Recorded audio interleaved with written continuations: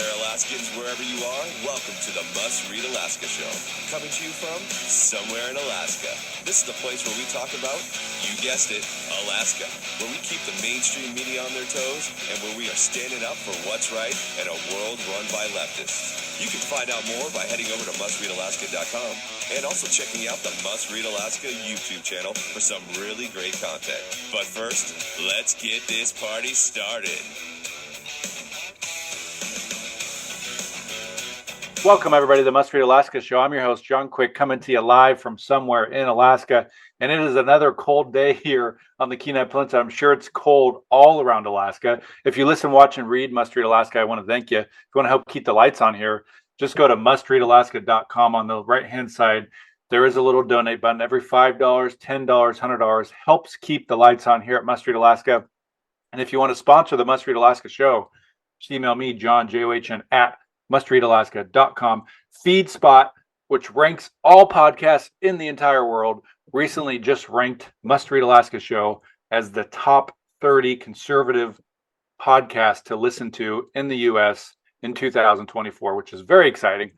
But without further ado, I have a very special guest today, Chad Hufford, who has founded, and I think is the president of Veritas Veritas Alaska, which is also Veritas Wealth Management. Chad, welcome to the Must Read Alaska Show.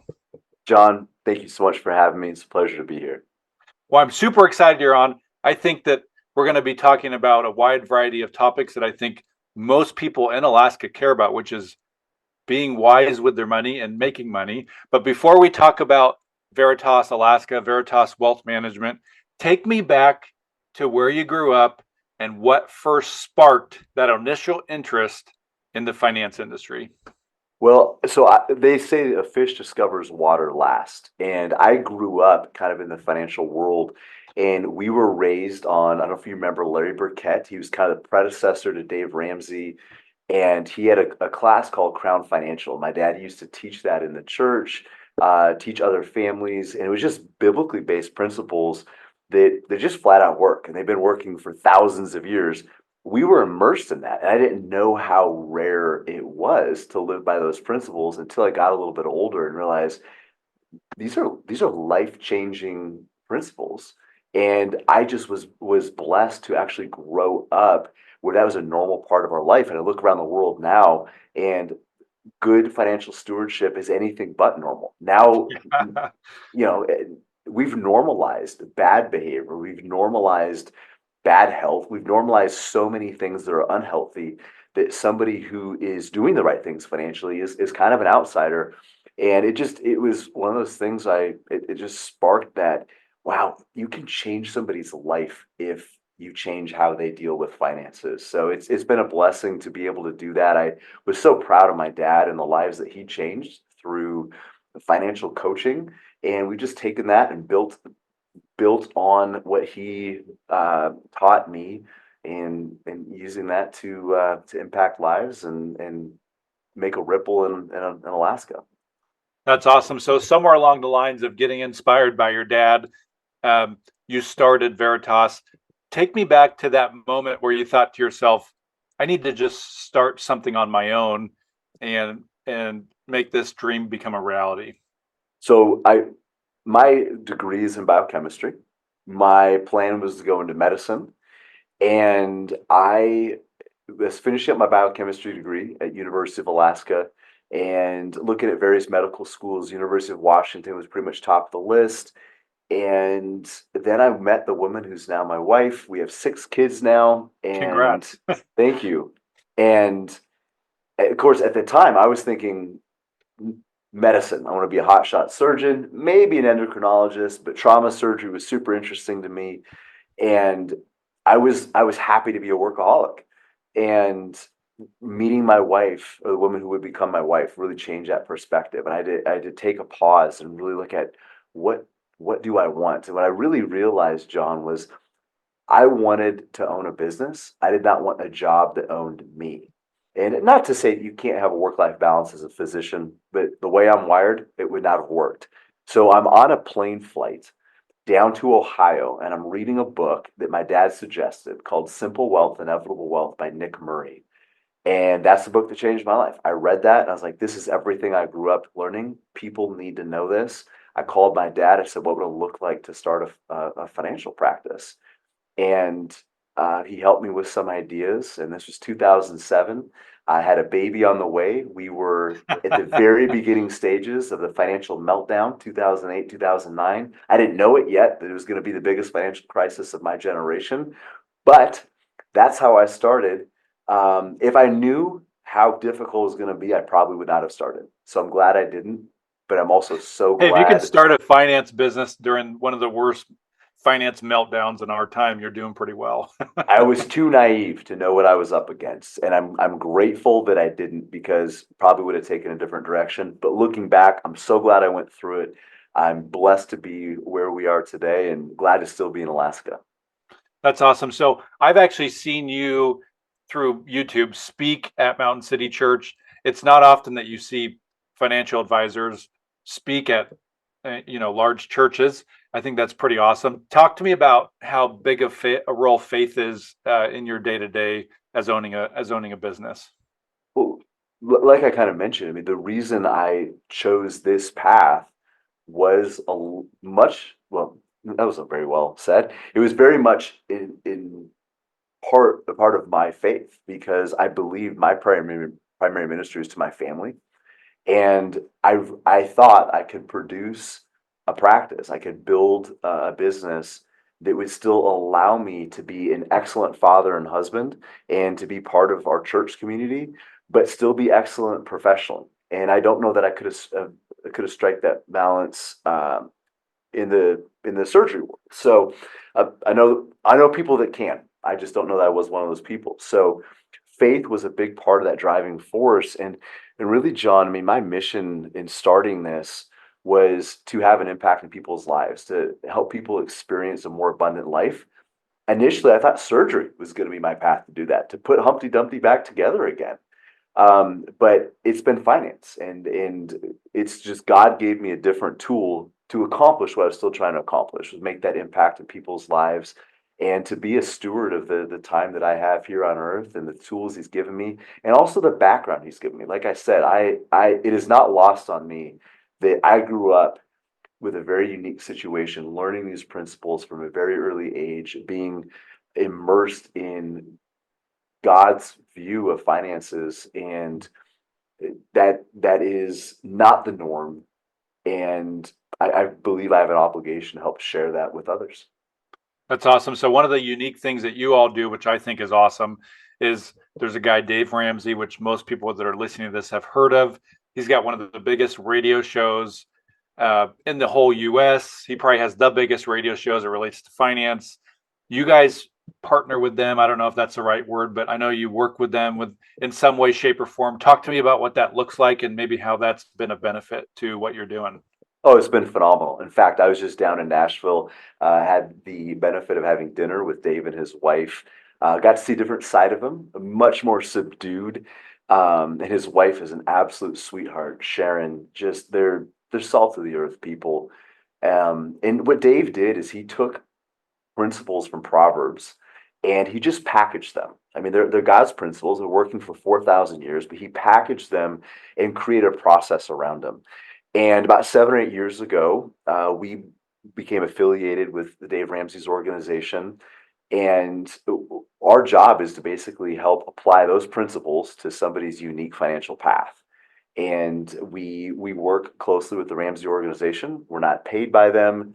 We don't work for them, but we run our businesses along the same principles, and there's a lot of cooperation back and forth. So it's been a great relationship for the last several years. We go down there for conferences, and they support us. They coach us, help us run an effective and meaningful financial practice. That's awesome. So not many people get to have dinner with Dave Ramsey. You got to give me a couple more insight into that, because I think that folks that listen, watch, and read Must Read Alaska will be very, intrigued to hear maybe what he was like and all that kind of stuff. So if you could give us a peek under the hood, that'd be great. Well, here's the best part about it, John, is I flew down to Nashville. My luggage flew to California. So I'm sitting there with Dave Ramsey, and we had met before and we talked before, but this is the most FaceTime I've ever gotten with him. And like I said, be able to sit down and share dinner with them. And they came up to Alaska a couple years ago on a cruise, so he's telling me about that. And he's into guns and hunting and all that, so he's asking about those things. And I was telling about my son who just shot a caribou last year at 12 years old, got his first caribou, and so he wanted to know about that experience and just having a real nice conversation. But I'm sitting there with Dave Ramsey and his wife in this super fancy venue, and I'm wearing the clothes I've been wearing for 2 or 3 days, and it's just yeah. At first, I felt so insecure, but they're just like I said, just really down to earth. There's a different persona he has on stage. Like I said, he's more subdued in person, and they did a great job, just make me feel relaxed. And he was teasing me a little bit. In fact, he had one of his team members go out and they actually bought me some clothes. That's So amazing. I was at least able to change my shirt for dinner. But anyways, no, it was a really cool experience. He's got a great team around him. Some of the other personalities that have started to shoulder some of the presentation aspect of what Ramsey Solutions is doing. I mean, he's got a great team. It's been really aspirational to see what they're doing because he's been able to scale without losing his work-life balance, without losing the strength of his message. In fact, I think they've even enhanced that. So we're trying to model a little bit of what they're doing down there up here. That's awesome. So you have a book coming out. Talk to me about the book. How did it come to be, and when does it come out? Well, the book is Forging Financial Freedom, and it is a book about the mindsets and principles required to build financial independence, to build sustainable wealth. And what we did, John, is kind of unique. We work very closely with the oil field. And what I've noticed over the years is the oil field has a tendency, that industry has a tendency to take the challenges and frustrations that anybody faces when planning for the future and preparing for retirement, and it magnifies them. So you think about the volatility of stocks, makes it difficult, right? And we believe in buying companies through mutual funds, but when you see the value of those companies fluctuating wildly, it's hard. But when your industry is just as volatile as your investments, it makes it even harder. It's hard for anybody to be on a budget, but when you're 2 weeks on, 2 weeks off, you're almost living two different lives within the same month. It makes it even harder.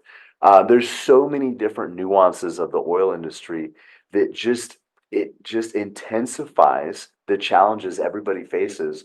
We thought, let's interview as many oil field professionals as we can, our clients and folks that we don't yet work with, and let's just get their stories. Let's hear about their challenges. What did they face? What did they have to overcome? Let's extract the lessons from that, merge that into the principles that we teach, and that's the book. So it was a labor of love over the last couple of years, and yeah, it's Forging Financial Freedom. So it's not theories and uh, hypotheses in some business class somewhere. This is tried and true stuff. It's truths from the trenches, stuff that actually has worked for men and women in Alaska and all over the United States. So, and I think people can pre-order it on Kindle. Is that correct? Right now, the pre-order is only for the Kindle version. In the next couple of months, in fact, I have a meeting here later this afternoon to talk about the paperback, working with our publisher. Hopefully that will be available for pre-order soon, but the book will be out at the end of April. Awesome. Well, we'll put the link to the Kindle in the description of the podcast, and folks, go on there and pre-order yourself this book. I've gotten to know Chad over the last couple months, and he is just a great guy. He knows what he's doing. So I encourage folks to go check that out. Chad, question is this: who is your ideal client? Is it a person? Is it a business? Is it a nonprofit? Because there's going to be folks that are listening into this saying, I want to go check out Veritas. I want to go check out this Chad guy. Who's your ideal client, and who should come running and checking out your website and giving you a ring? If we're super specific, our ideal client, they're blue collar millionaires.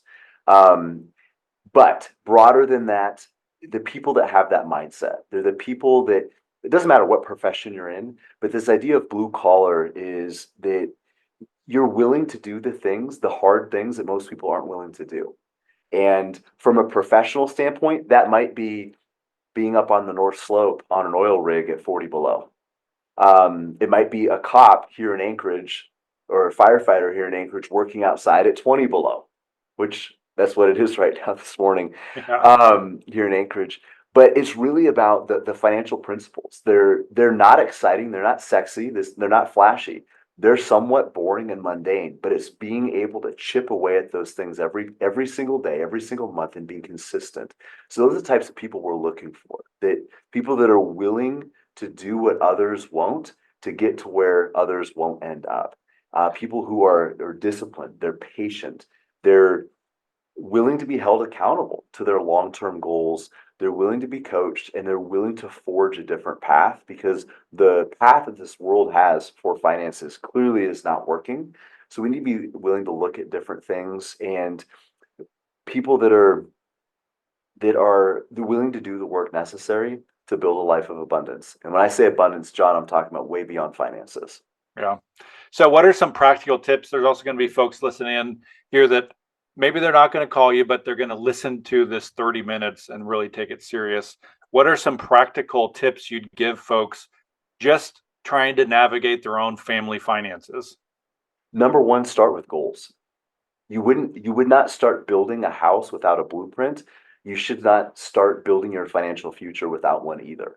And a lot of people start collecting investments before they actually start strategically planning. So it'd be like somebody going into Home Depot and you buy a few tools over here, you buy some plywood over there, and you just start collecting and then trying to figure out what you're trying to build with it. Start with long-term goals. What are you trying to build? And then create a blueprint. And a blueprint connects a future goal with your current actions from a construction standpoint. A financial blueprint should do the exact same thing, connecting our current actions with future goals and future objectives. Another thing to think about is looking at sustainable before we try to optimize.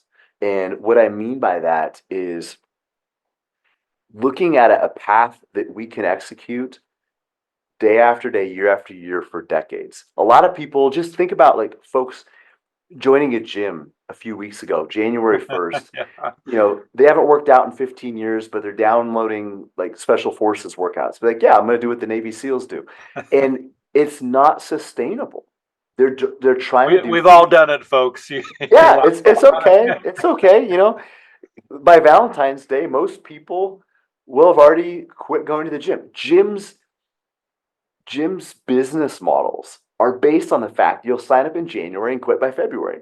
And too often people try to do too much too soon, and it's just simply not sustainable. So identify long-term goals, find a pathway, a plan that connects with what you're doing today with those future goals, but make sure it's sustainable. Maybe you need to save $1,000 a month to hit your long-term goals, and maybe you can only afford 200. Okay, start with 200 and then bump it up to 250 in a month and then 300 in a couple months. And you slowly work towards that. If somebody wanted to go run a marathon this summer, they wouldn't go out and run 26 miles today if they haven't been running. They might walk for 3 miles and they're going to gradually move that forward.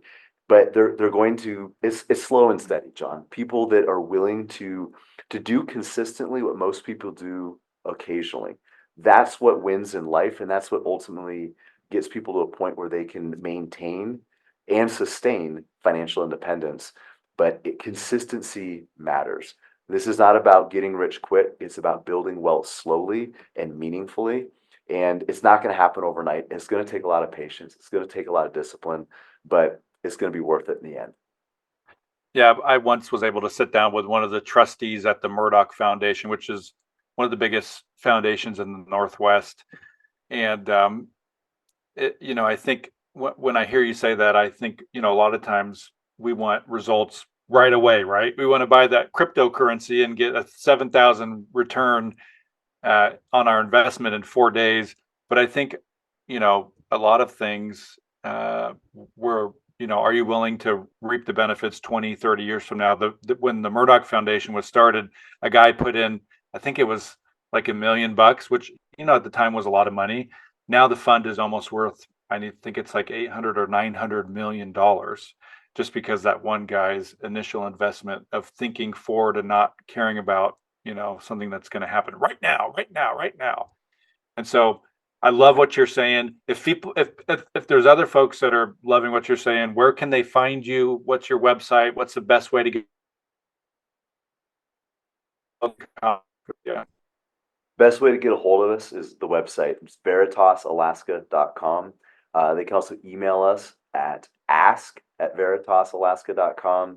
And we're on LinkedIn and Facebook as well. And yeah, just feel free to reach out with questions, concerns, or if you want some guidance, plotting your financial course. We're happy to help.